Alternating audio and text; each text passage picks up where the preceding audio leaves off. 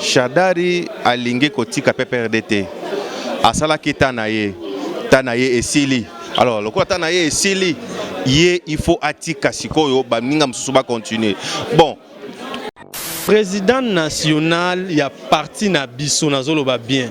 Aloba ki na biso était to soutenir président de la République. Et ça bon côté. Bolanda ki yango na ba TV. Alors biso to tika ki na logique wana.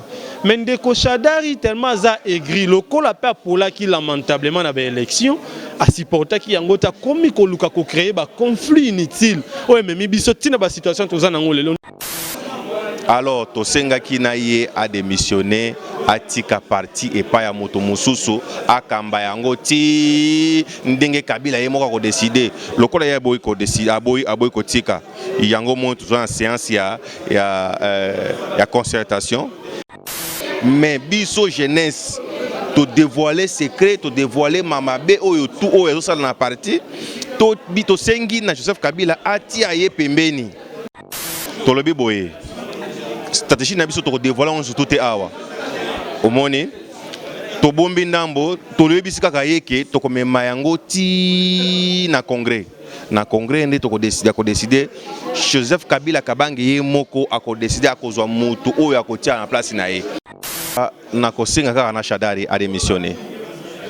Nasengi Shadari a démissionné. Ngai le président de la voix du chef, la voix de Kabila.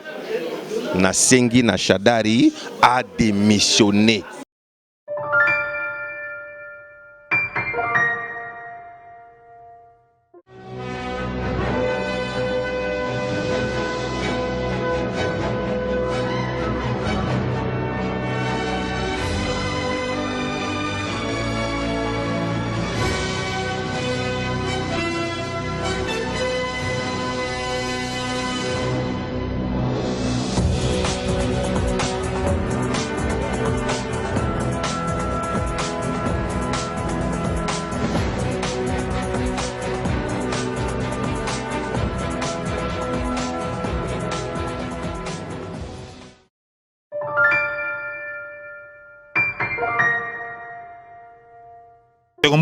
Mbote Ndeko, journaliste. Lelo Kombo. Kombo nanga héritier Tekomi Shikita. Tomoni bino wa bolati ba drapeau o ils ont représenté parti Mouné Namboko parti PPRD de Kamwezali nini. Bon, oyo normalement ils ont écharpe, ça nos drapeau ils ont écharpe. Et lelo so tomoni biso lelo awa c'est parce que tolingi koti à moi ligne de conduite na PPRD na biso. Ligne de conduite oyo Kabila atika oyo apesa kabiso chaque jour tout yango au sein de notre parti. Alors ce qui le lot toujours continue sur kutana c'est parce que Shadari alingi kotika PPRDT asala ki tanaye esili. Alors le quoi tanaye esili il faut atika sikoyo baninga msuba continuer. Bon au monique depuis Batan Oye Bandi, depuis l'élection en 2018, parti Joseph Kabila, PPRD, ils ont kende na déclin. Ils ont kende na kokoya. Oh, Balbila Lingala, ils ont kende na kokoya. Kokoya parce que Moutou ya likolo, ils ont soumala monté. Alors, si manion surtout, ils ont subir les conséquences. Alors, to senga kinaye a démissionné. To pesa qui est 48 heures.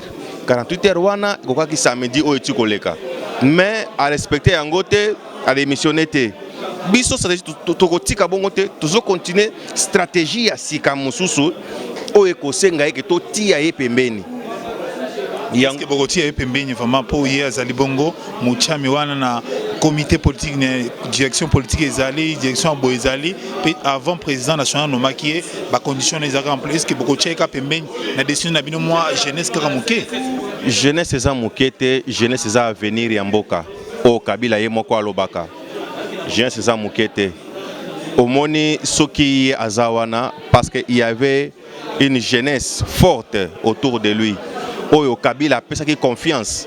Kabila apesi confiance na mutu nyonso soute apesi confiance na jeune oyo baza capable ya ko gérer parti na ye ya ko memango ti na suka. To senga ki ye ke gestion na ye ezaki bien te. Gestion ya Shadari eke malamu te. Ce qui total il est là oyo. Ndé zo continuer kokoya, zo continuer kokoya. Zo koya po bozali sous na bozo qui pouvoir tete bon na bozo koya botimbela ki ngomba ndaka la te. Te eza pose du pouvoir te eza gestion ezala ki mala monter. Ba to ba kimi parti mingi parce que ba trouver que mutu moko aza neti mo noyé, mutu mo obstacle moko eza wana. Ngeshadari. Alors a memi ba to ebele ba mi kimeli abi ah et pas ya mutu wana so to sana ye ego simba te donc faut to lingwana biso kaka.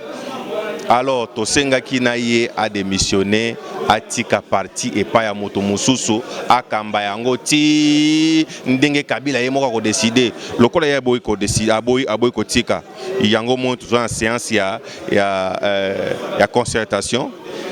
To benga commence tout o bakenda ki oyo ba mona ke PPRD et da susu malonga te ba ya to sangana to mema parti ti na congrès.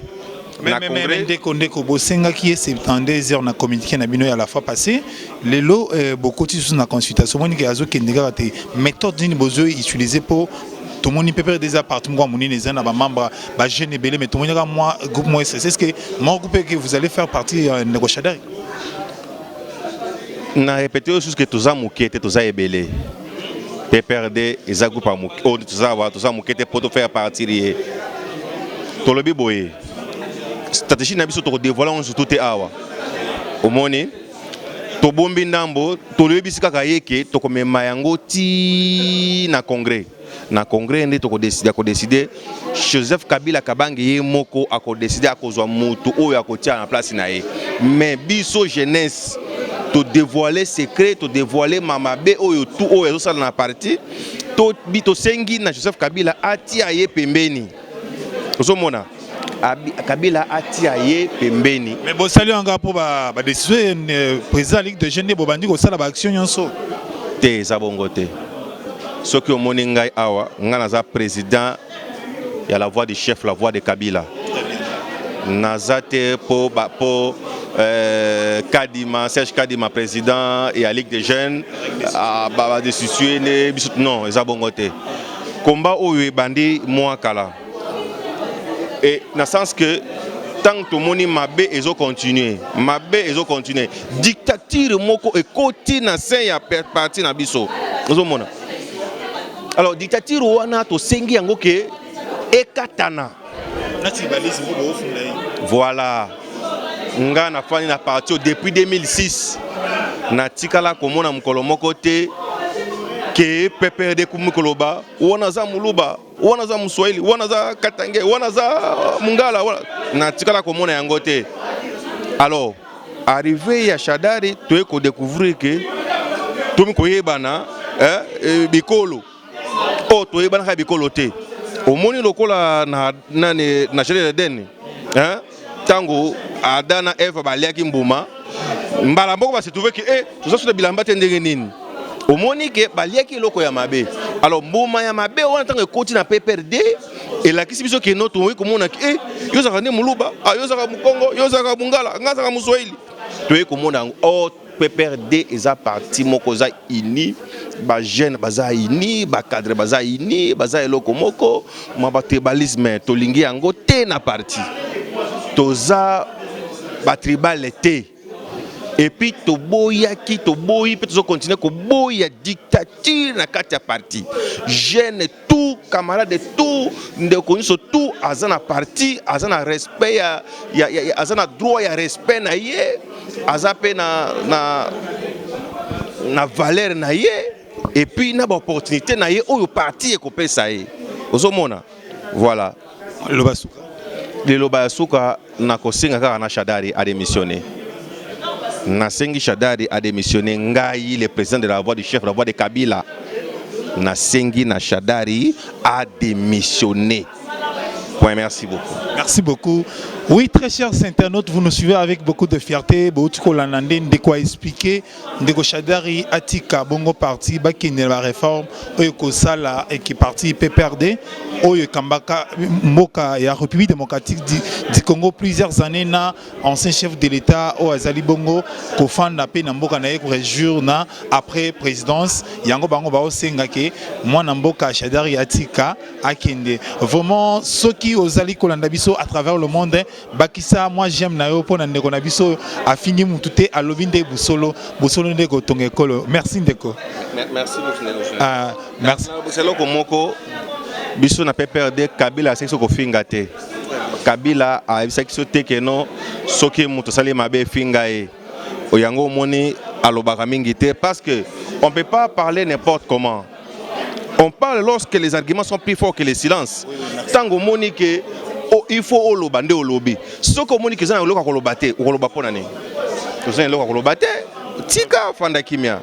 Merci journaliste. Merci très chers internautes. Na pesi mote na ba news ba olanda biso na États-Unis d'Amérique na pesi mote na Willy Komandinga la biso à travers micro na émission qui demande le peuple yango ezakana posaka toyeba nani azana raison koto bango ba na raison bino kuna botika moi polémique esala biso moi bien na émission na biso.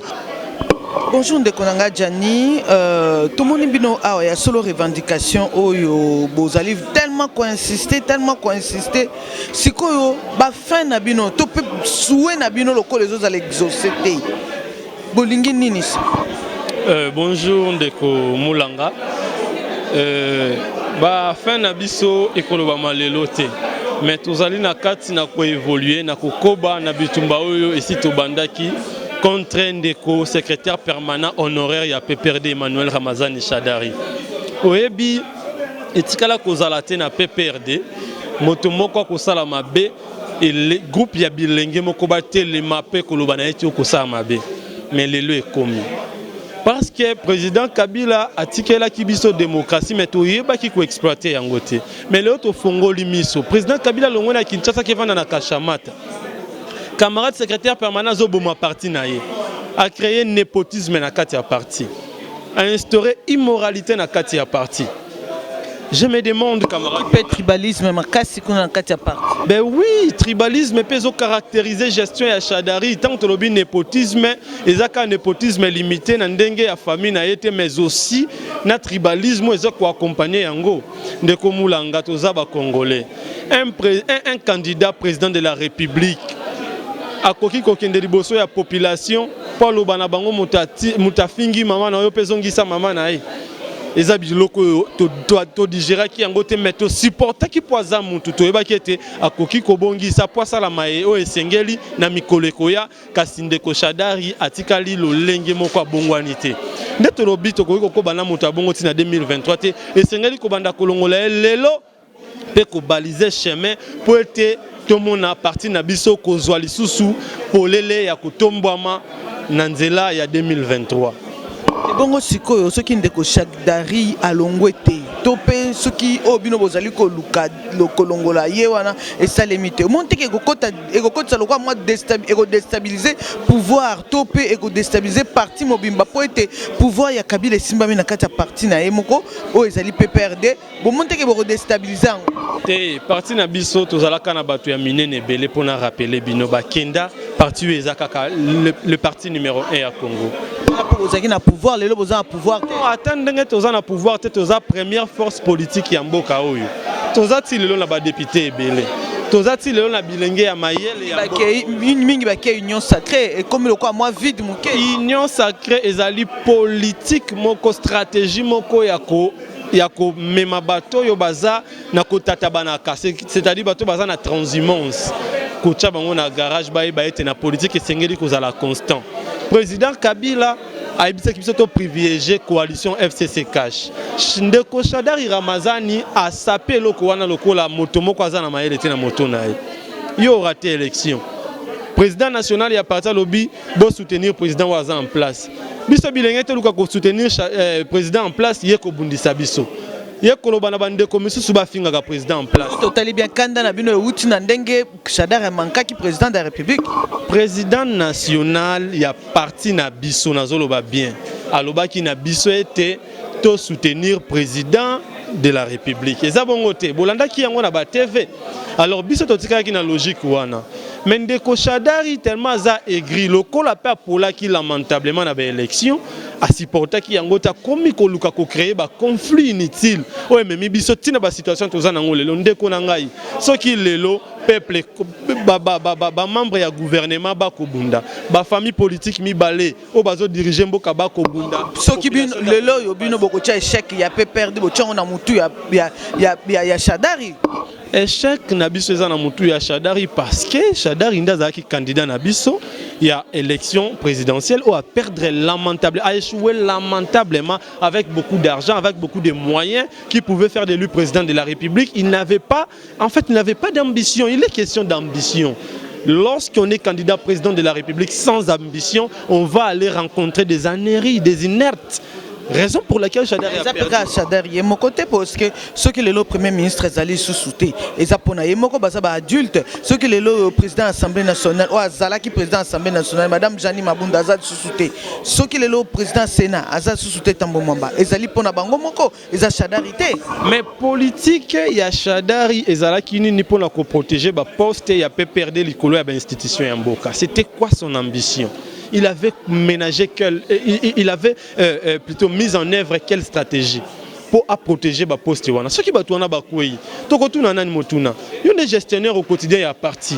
Tozongeli yo mais yebisa biso lolenge ni bandeko ba kokweya kaboyi. To sala nini?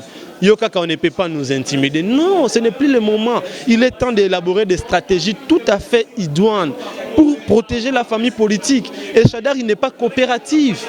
Shadari, c'est quelqu'un qui doit aller vivre dans la bourse, je ne sais où. Parce qu'il ne sait pas coopérer. Il est déjà dans les oubliettes. Aujourd'hui, le parti est entre les mains du président national qui va entendre cette voix et qui va trouver des solutions et qui va appliquer aussi nos recommandations. Étant les mains du président national ou Azanan. Président national Joseph Kabila ou Azam Mukonzi a parti na biso. Yende Moutazana parti na Yende yé président national ya PPRD autorité morale ya FCC. Yende Azana Makambu na Maboko pour yoka ba recommandation ya biso bilenge oyo to sala kamakasi ya parti wana bako sayote. Bakulutu wana ezana moto moko to aza populaire kuluba leki biso bilenge. Biso nde to sala kamakasi ya parti wana. Merci.